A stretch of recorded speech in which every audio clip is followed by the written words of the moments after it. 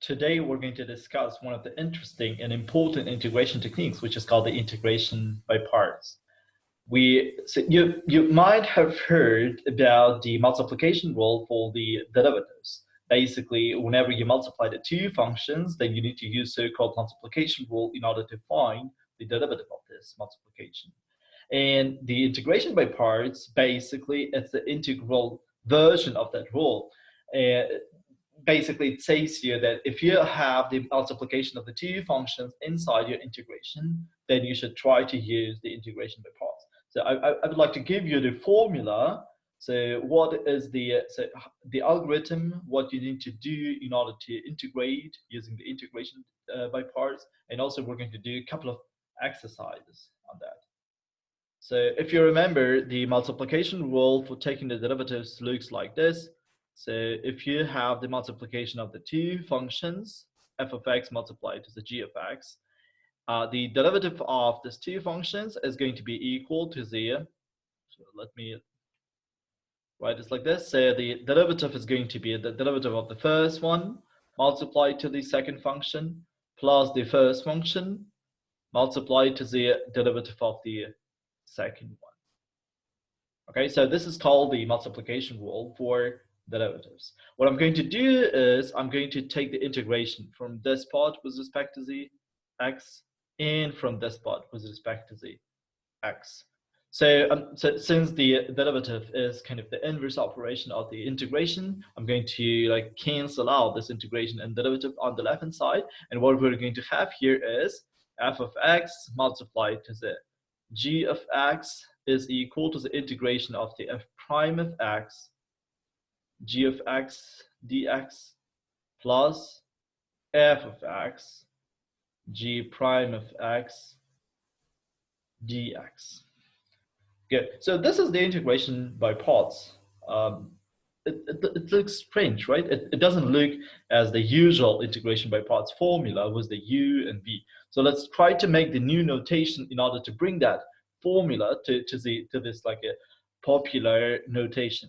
So what I'm going to do is I would like to take this term to the left-hand side, and what I'm going to have here is integration of f of x multiplied to the g prime of x dx is equal to f of x multiplied to the g of x minus the integration of f prime of x g of x dx. So now we're going to make the new notation. Basically, I'm going to denote the f as the u and g prime of x dx as the dx. Okay. Du, sorry. dv. So the f of x is going to be u, g prime of x dx is going to be dv. And obviously the u, so let me write this in one box here. So the u is going to be f of x and dv is going to be g prime of x dx. Right? So I need to find the du. Basically, I need to take the derivative from both of the parts of this equation. If you take the derivative from the u with respect to the u, it's going to be 1, and you have to write as du since you're taking the derivative with respect to the u. And from the left-hand side, you need to take the derivative with respect to the x. It's going to be f prime of x, right, multiplied to the dx. And here, v is going to be simply g of x, right? So now, if you look to our formula and redenote everything in terms of the u and v, we can see that this term is going to be u, this term is going to be v, right? So again, this term f prime of x dx is going to be du, and this term g of x is going to be v. So what we have got is the integration of the u dv is equal to the u multiplied to the v minus the integration of the v du. So this is the formula which we know as the integration by parts. Good. So now we need to learn how to use this. So let's do an example, the simple example. where we're going to have the multiplication of the two functions. So let's say I would like to find the integration of the x multiplied to the sine of x dx. So the reason why we're using the integration by parts is that we would like to get rid of one of the functions. So if you have the multiplication of the two functions inside your integration, and so the reason is to get rid of one of the functions. We know how to take the integration of the x in this case, and we know how to take the integration of the sine of x, but we don't know how to integrate their multiplication. So that is why we have to use the integration by parts to get rid of one of the functions. So now let's think about what we're going to denote as the x and what we're going to denote as the sine of x. So if I would denote u as the sine of x, then its derivative would be cosine of x, which still is going to be there inside my integration. It doesn't really allow me to get rid of one of the functions. So let's try this version. It's obviously going to be wrong, but let's try. I would like to try to show you why this is wrong. So if you denote u as the sine of x, then what we have to denote as the dv is basically the rest of the things inside the integration. It's going to be x dx. Then du is going to be a derivative of the sine, which is minus cosine of x dx. And v, it's going to be the integration or the antiderivative of the x. It's going to be x squared over t.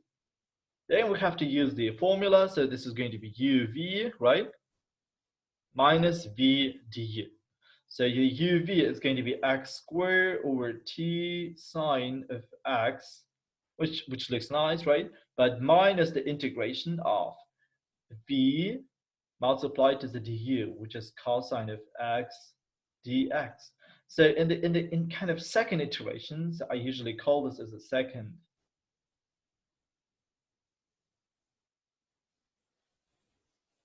iteration. So I used to have this integration originally. So in the second iteration, I've got the integral, which is even more complicated than the original one. So it really doesn't really make sense to use the integration by parts in order to make our integration and our job even more complicated, right? So you see, so the choosing u and v dv, it's really sensitive. It's really important. So here, for example, if I choose x as the u, then what I have to choose as the dv is the rest, right? The rest is sine of x dx. Okay, then what I'm going to have here is du, it's going to be dx. So I'm taking the derivative from both of the parts of this equation. V is going to be equal to the antiderivative of the sine. So please note that the derivative of the sine is plus cosine, and its antiderivative is going to be minus cosine. So minus cosine of x. So what we have to do is we need to multiply, first of all, the u to the v, then v to the du. So the uv is going to be minus x multiplied to the cosine of x, right? V du, it's going to be minus plus, in this case, integration of the cosine of x dx. Voila. So in the second iteration, I've got integration where there's only one function. So I used to have two functions, multiplication of the two functions. Using the integration by parts, we get rid of one of the functions, and I've got just one function in the integration. So I can easily integrate this. It's going to be x multiplied to the cosine of x plus the antiderivative of the cosine of x is going to be sine of x. That's it. So this is the integration by parts.